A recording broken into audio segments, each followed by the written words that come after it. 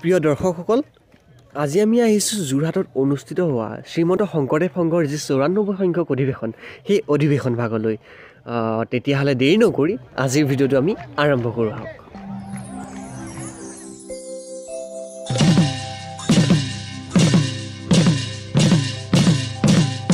কৃষ্ণ শংকৰ গুৰু হৰি ৰাম। পোনপ্ৰথমতে আমাক স্বেচ্ছাসেৱকসকলে কিমান সুন্দৰভাৱে আদৰণি জনাইছে চাওকচোন।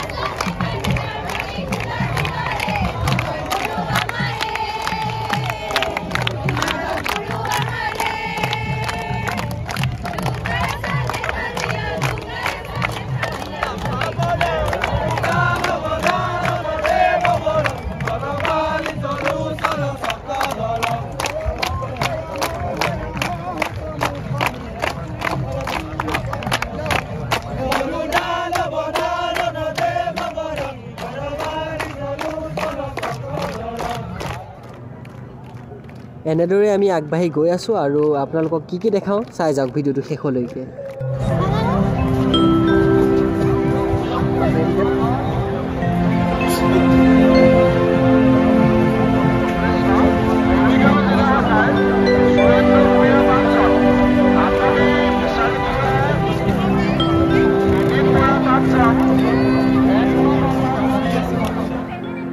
বন্ধুসকল, আপোনালোকক ক'বলৈ ভাষা নাই যে ইমানেই লক্ষ লক্ষ ভক্তৰ সমাগম হৈছে এই যোৰহাটৰ এৰালতলীত।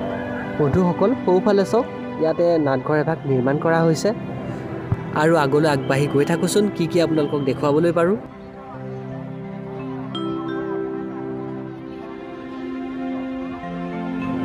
মুঠৰ ওপৰত ক'বলৈ গ'লে যে শংকৰ সংঘৰ অধিৱেশন মানেই লক্ষ লক্ষ ভক্তৰ যেন আৱেগ। চাৰিওফালে কেৱল মানুহ মানুহ মানুহ আৰু মানুহ। আৰু এইফালে চাওক, শ্ৰীমন্ত শংকৰদেৱ সংঘৰ ৯৪ সংখ্যক যি বাৰ্ষিক অধিৱেশন, সেই অধিৱেশন ভাগৰ নামঘৰ ভাগ।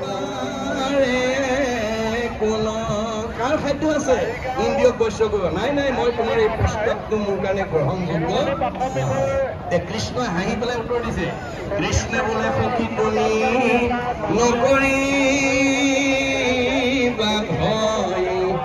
অভ্যাসতে ইন্দ্ৰী বৈশ আপুনি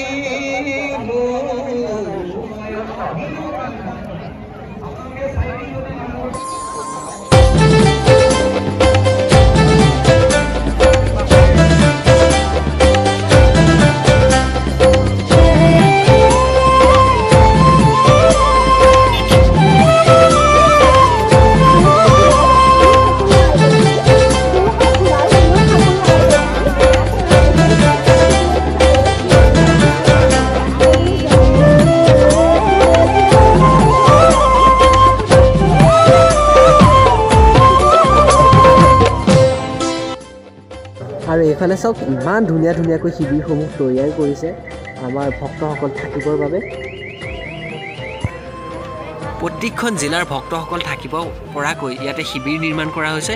শদিয়াৰ পৰা ধুবুৰীলৈকে যিমানসমূহ জিলা আছে আমাৰ অসমত, প্ৰত্যেক জিলাৰে নামতে ইয়াতে শিবিৰ আছে। আৰু অসমৰ বাহিৰতো যেনেকৈ দিল্লী, অৰুণাচল, এইবোৰ ৰাজ্যৰ বাবেও শিবিৰৰ ব্যৱস্থা কৰা হৈছে।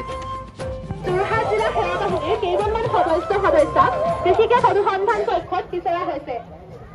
যোৰহাট জিলাৰ সেৱা বাহিনীৰ কেইগৰাকীমান সদস্যক কৃষিকাজ অনুসন্ধান কক্ষত বিচৰা হৈছে। কৃষ্ণ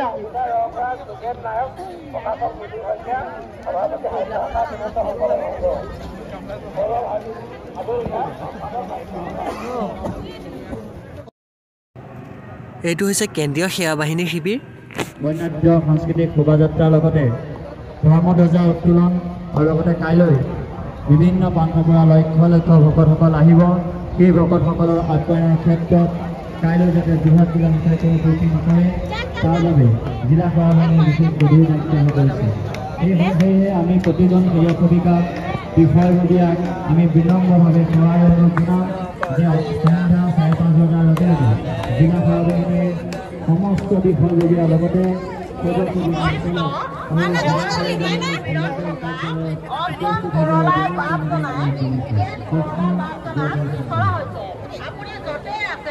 কেন্দ্ৰীয় সেৱা বাহিনীৰ সন্মুখত থকা জনাৰ্দন অনুসন্ধান কক্ষলৈ আপুনি আহি তেখেতক লগ কৰক। কৃষ্ণ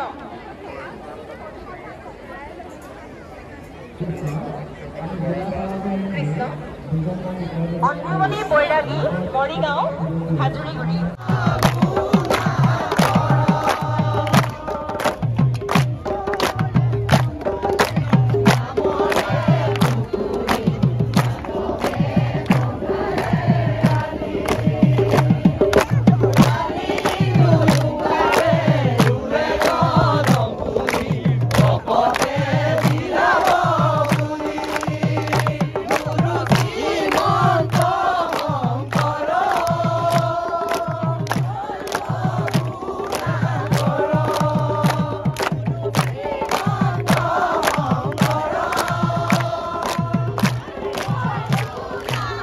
ভাষণ প্ৰদান কৰিবৰ কাৰণে সেৱা নিবেদন কৰিছোঁ।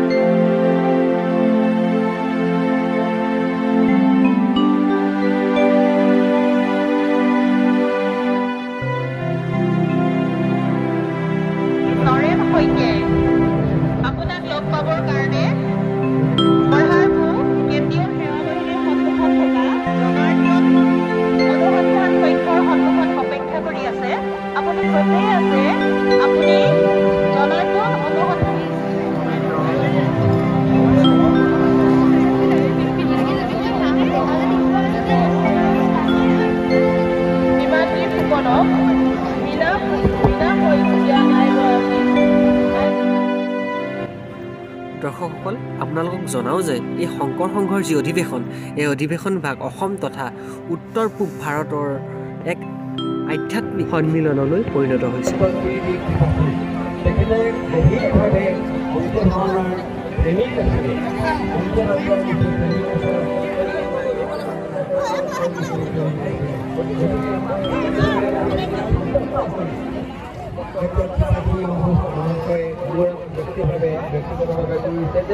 কৈ গৈছিলে যে সমগ্ৰ ভাৰতীয় নাট্য পৰম্পৰাৰ মাজত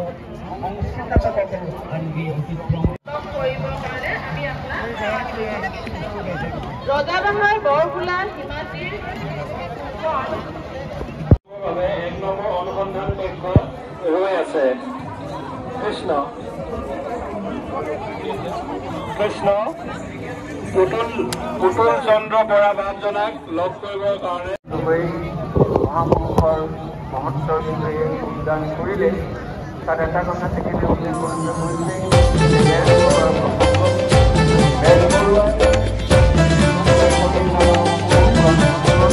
এটা